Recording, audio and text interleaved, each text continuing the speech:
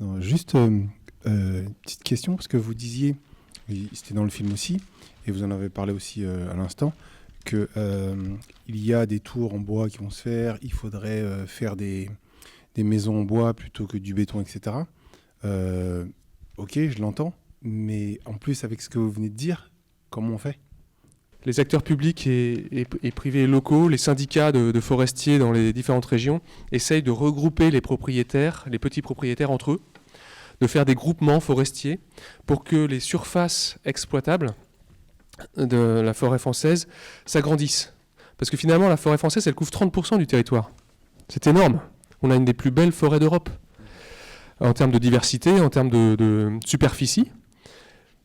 Mais le problème, c'est qu'on n'arrive pas à l'exploiter. Donc, une des solutions pour sortir plus de bois de la forêt, c'est de regrouper les propriétaires pour que on puisse avoir un accord pour exploiter 100 hectares plutôt que 3 hectares, quoi.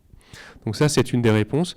Et les autres réponses, c'est de planter plus, pour avoir des forêts qui produisent plus aussi.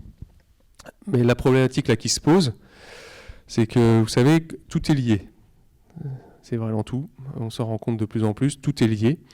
Et quand on va aller plus exploiter la forêt ou l'adapter plus aux besoins du secteur, on va créer un déséquilibre ailleurs.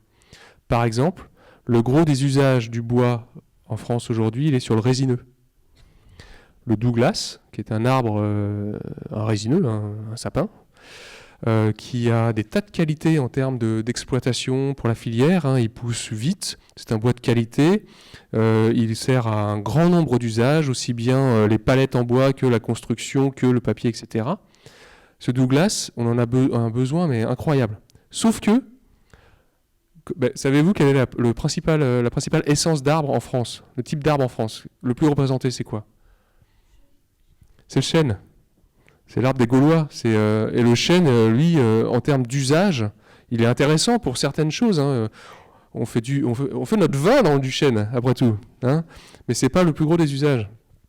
Donc, si on voulait répondre à la demande de l'industrie du bois, il faudrait ce qu'on appelle enrésiner la forêt française, c'est-à-dire remplacer du chêne par du résineux.